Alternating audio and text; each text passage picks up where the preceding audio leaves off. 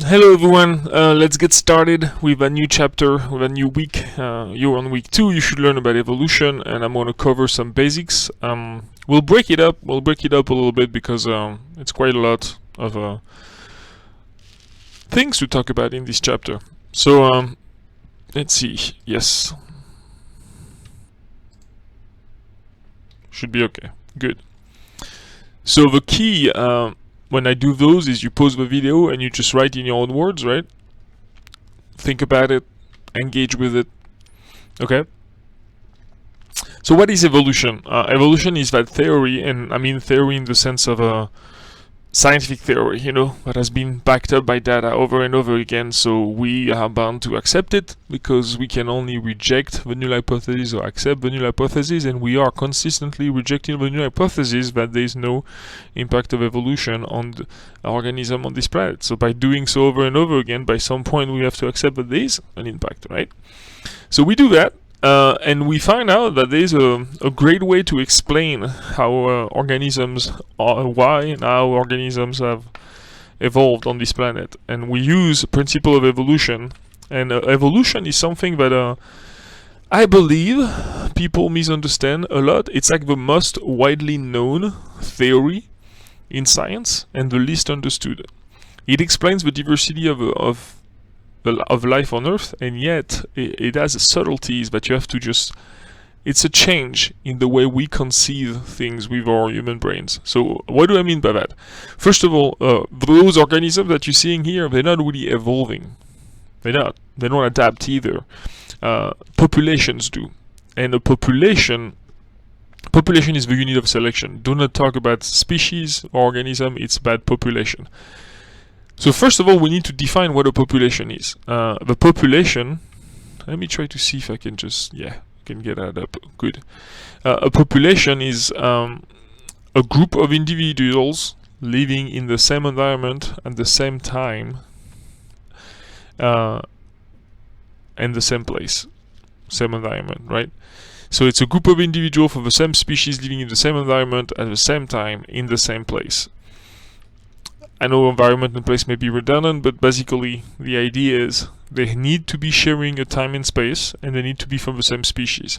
Species is a concept that's loose, and we talk about species as biologically defined, ecologically defined. There are like, I think, 10 different definitions of species. So the one that we will operate under in BIO112 will be the one that's biological. So when two organisms reproduce and have a fertile offspring, we consider them of the same species. So a liger, although it's a thing, like a lion and a tiger together make a baby, it's a liger, but it's not fertile. So it means that lion and tigers are not the same species.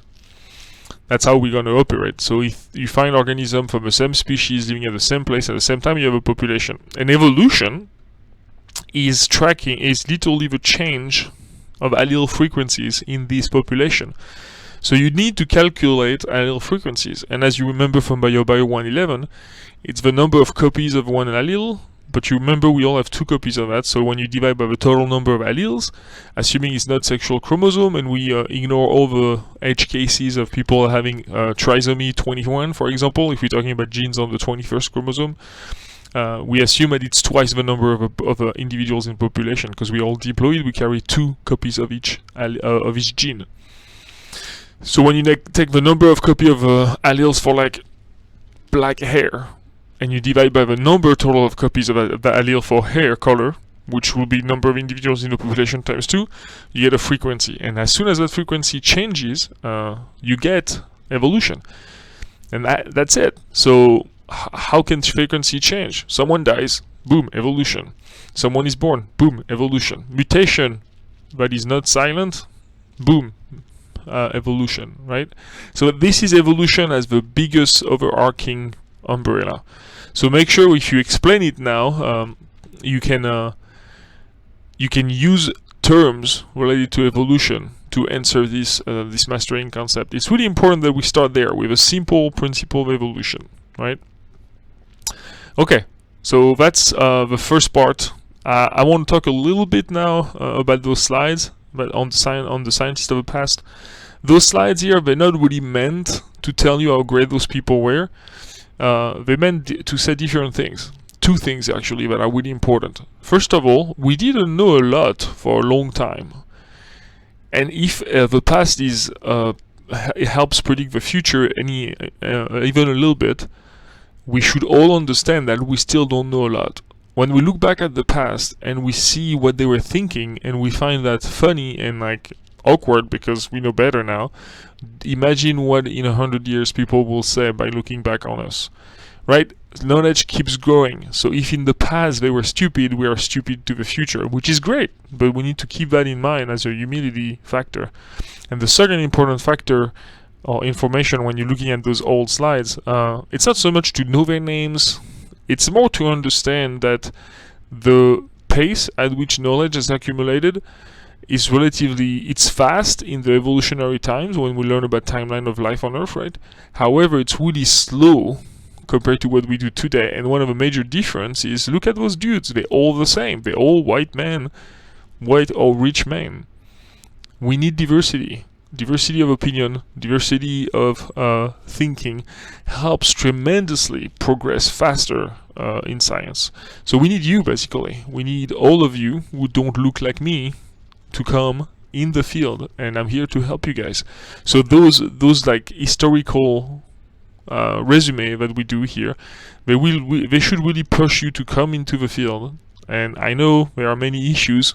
Mainly one, it's racism, biases, sexism, but we really need in science to progress diversity of opinions, because we don't know a lot as much as we know, and when you compare to what they did know, we do know very much, right? Because originally individual species were not changing thanks to based on Aristotle. Buffon is a Frenchman. They just spread from the original location, so we get that idea of exploration, of dispersion, right? So that's a good point. It's a good start. Then Hutton, it's gradualism, so gradual change, uniformitarianism.